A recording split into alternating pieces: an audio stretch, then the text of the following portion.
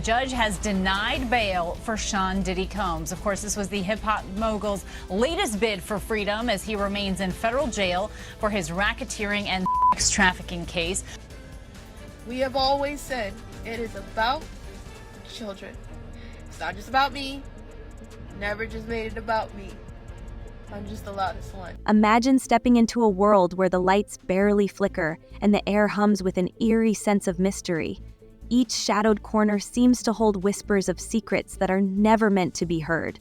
Welcome to the realm of Diddy's infamous parties, where the guest list reads like a who's who of Hollywood's elite, and the rules of reality seem to vanish the moment you cross the threshold.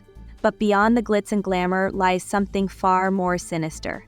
The hidden web of power, manipulation, and shocking rumors that have plagued these events for years. The deeper you dig, the darker the truth becomes. Both sides in the Sean Diddy Combs case have until today to give answers for how the music mogul has been communicating from jail. Combs appearing in court last Friday seeking bail while he awaits trial. He's been held at the Metropolitan Detention Center in Brooklyn since September. Let's set the scene. Diddy's parties have always been the stuff of legend. Events splashed across tabloids and gossiped about in every corner of the media. Paparazzi camp outside for hours, eager for a glimpse of the A-list celebrities. Top-tier artists, movie stars, athletes, and even business moguls, all flocking to the same exclusive gatherings.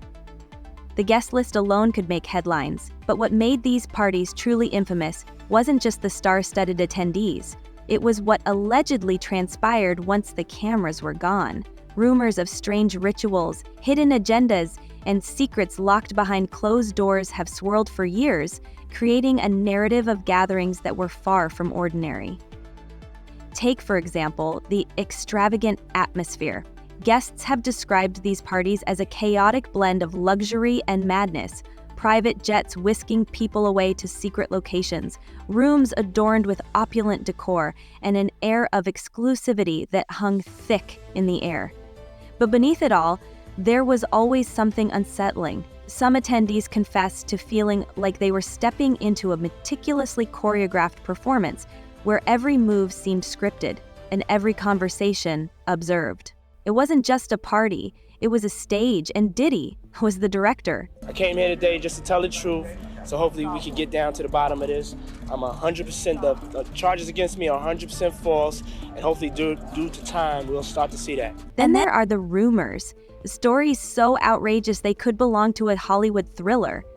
One of the most talked about whispers involves Trey Songz, a name often surrounded by controversy. According to the tale, during one of these infamous parties, Trey was allegedly seen in a private moment with Diddy. The story goes that witnesses stumbled upon them in a secluded room, only to be invited to join.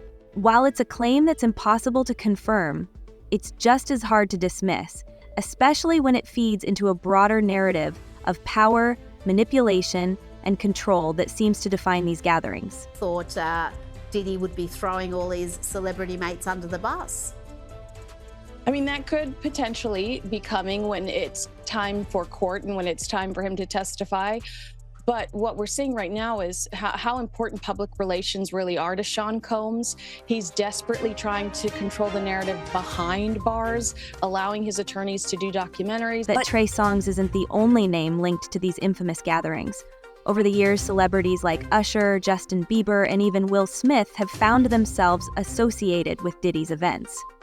What's both fascinating and unsettling is how these high-profile figures seem drawn to the parties, only to later distance themselves or remain eerily silent about what transpired.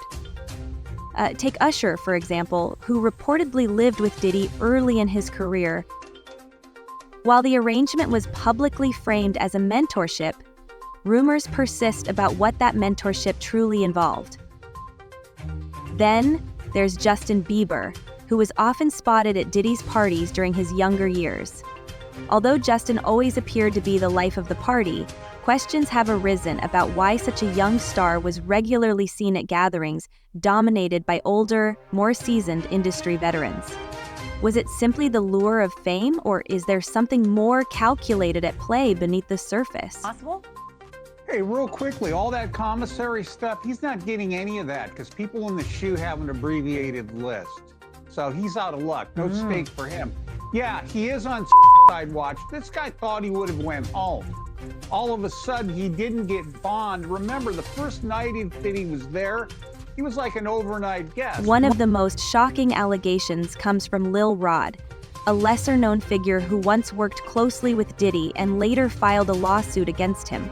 According to Lil Rod, he was coerced into recording everything that happened at these parties on his phone. Investigators later corroborated this claim, reportedly discovering an almost unfathomable amount of footage and data, terabytes upon terabytes of recordings, enough to fill entire warehouses of hard drives.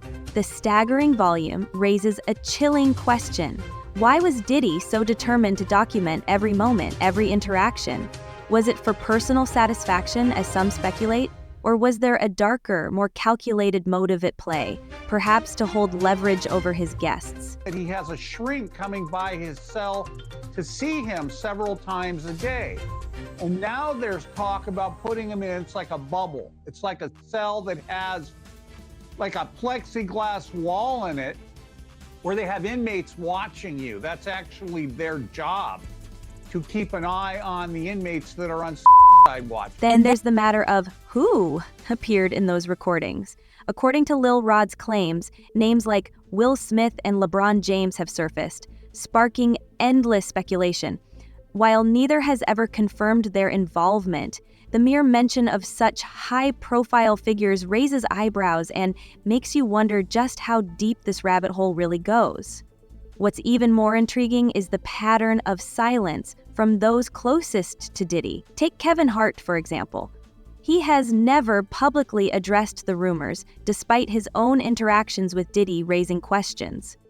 In one particularly awkward interview, when asked about Diddy's infamous parties, Kevin's evasive response only fueled the speculation. "You're asking the wrong person the wrong question," he said, before leaving the room in stunned silence. Perhaps the most unsettling aspect of these gatherings is their alleged exclusivity. Not everyone was allowed to stay for the after-parties, and those who did were said to undergo some sort of unspoken test. According to DeBob, a former insider, only about 15 people were ever permitted to remain once the main event wrapped up. Among those rumored to have been at these elite after-parties were none other than Jay-Z and Beyoncé. The idea of such high-profile figures being part of these secretive, late-night gatherings adds yet another layer of intrigue and raises even more questions about what really happened behind closed doors. Those individuals allegedly included high-ranking supervisors in the business, personal assistants, security staff, and household staff. What's particularly fascinating is how Diddy managed to maintain such a powerful grip on those around him. He had an almost uncanny ability to make people feel like they were the center of his universe, showering them with gifts and opportunities that seemed impossible to turn down. French Montana serves as a prime example. Once considered one of Diddy's closest confidants, French's career skyrocketed in no small part due to Diddy's influence. Diddy even created a special flavor of a popular drink brand in French's honor, solidifying their bond in the public eye. But as soon as French began to distance himself, the hits stopped coming, and his career seemed to stall. It's a pattern that's hard to ignore. Align yourself with Diddy and you rise. Step away and you fade. This is very significant, just from who we associate Diddy being and everything we've seen him do over the decades. Like you said, this is quite the downfall to go from, I mean, we saw the mansions back in March that were raided by the feds. So to go from living in those mansions to being in a jail cell right now, I think it really underscores the magnitude of what he's facing and the weight of the federal government. Then there are the rumors of hidden tunnels and secret rooms, which only serve to deepen the mystique of these gatherings. According to some sources, Diddy's mansion was rumored to have a network of underground passages linking various locations, including the infamous Playboy Mansion. While these claims remain unverified, they've become part of the legend surrounding Diddy's life, blurring the line between fact and fiction. One particularly chilling account comes from an anonymous source who claimed to have visited Diddy's mansion.